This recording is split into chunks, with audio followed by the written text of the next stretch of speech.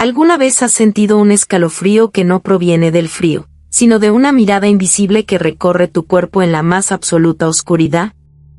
Imagina estar en la casa de Dios, rodeado de santos de piedra que te observan en silencio, y de repente, sentir que el pecado respira exactamente en tu nuca.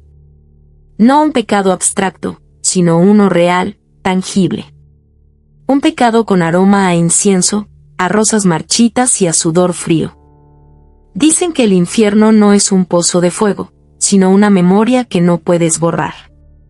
Y en el olvidado pueblo de San Cipriano, esa memoria tiene nombre de mujer y camina envuelta en la neblina del purgatorio. La llaman la novia pecadora. Pero los pocos que han sobrevivido a su encuentro, los que han perdido la cordura en el intento, la conocen por lo único que sus mentes aterrorizadas lograron procesar, el fantasma del vestido transparente. Nuestra historia comienza con la llegada del padre Damián. Joven, devoto, con un rostro tallado en la austeridad del seminario y unos ojos oscuros que aún no conocían la verdadera tentación. Fue enviado a San Cipriano para reabrir la vieja parroquia de Nuestra Señora de los Dolores, una iglesia gótica construida sobre la cima de un acantilado, abandonada hace 50 años tras una tragedia de la que nadie en el pueblo se atrevía a hablar. El obispo le había advertido: es una parroquia difícil, Damián. La humedad carcome los muros y la fe de los lugareños está rota. Solo ve y limpia el altar. Pero el obispo omitió el detalle más importante. Omitió decirle que el altar ya estaba ocupado. Desde la primera noche, Damián sintió que no estaba solo. El aire dentro de la rectoría era denso, pesado, cargado de una electricidad estática que erizaba el vello de sus brazos. Mientras rezaba sus oraciones nocturnas, de rodillas sobre la fría madera, comenzó a escuchar un sonido. No era el viento del acantilado. Era el roce de una tela fina, finísima, arrastrándose por el suelo de piedra. SSSSH. SSSSH. SSSSH. Damián abrió los ojos. La única luz provenía de las velas frente al crucifijo. Y entonces, la vio. No apareció de golpe. Se materializó desde las sombras como si la oscuridad misma estuviera tejiendo su cuerpo. Era la silueta de una mujer. Caminaba descalza, sus pasos no emitían sonido alguno, solo el roce de su ropa. Pero lo que llevaba puesto desafiaba cualquier ley de la decencia y del mundo de los vivos. Llevaba un vestido de novia, pero no uno convencional. Era un manto de seda translúcida, tan delgada como una telaraña mojada, tejida con hilos espectrales que brillaban con una luz mortecina. La tela mojada se adhería a las curvas de su cuerpo, revelando una figura de una belleza devastadora, pecaminosa. A través de ese velo diáfano, Damián podía ver la palidez de su piel perfecta, la forma de su cintura, la redondez de sus caderas.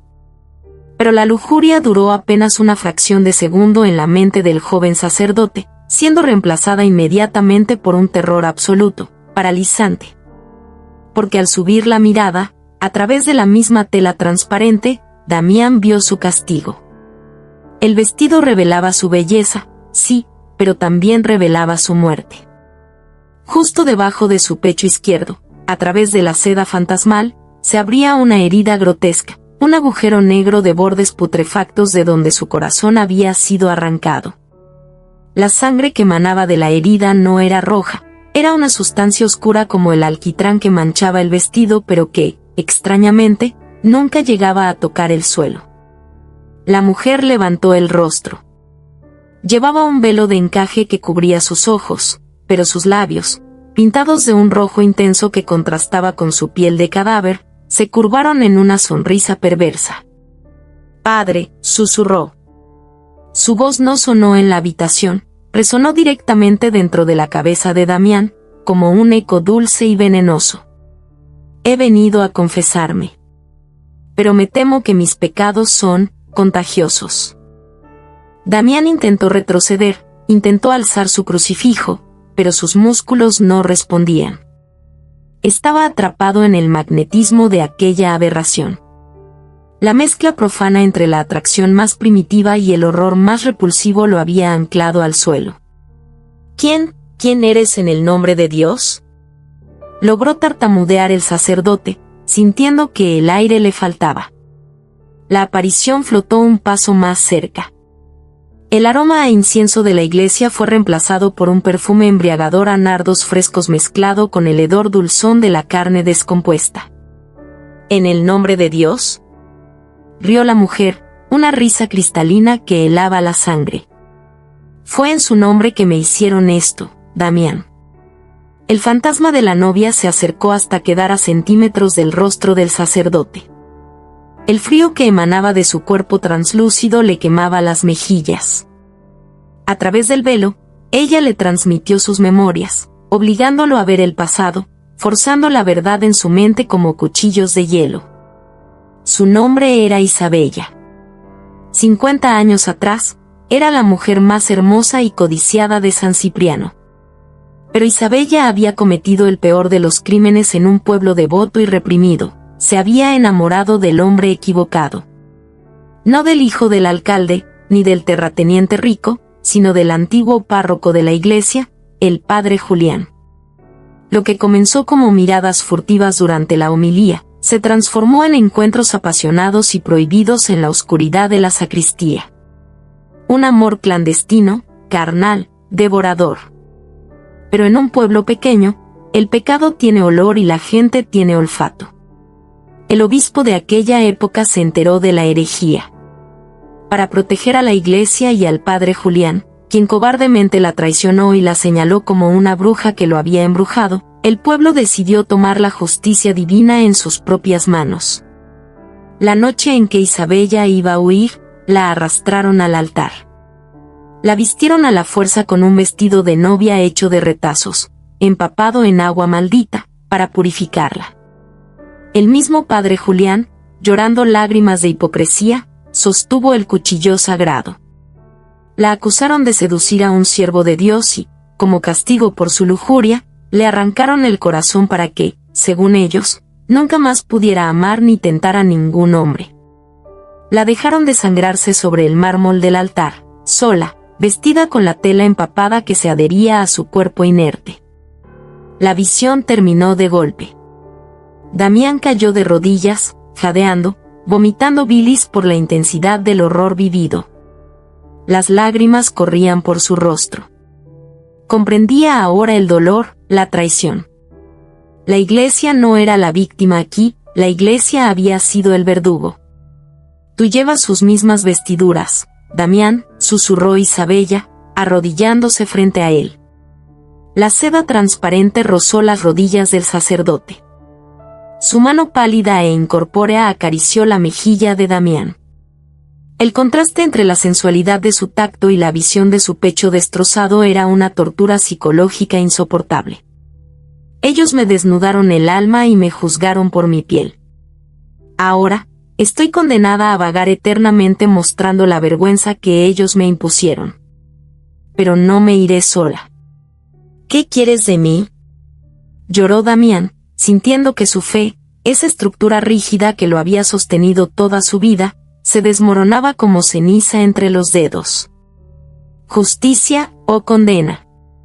La sonrisa de Isabella se ensanchó, mostrando dientes inmaculados.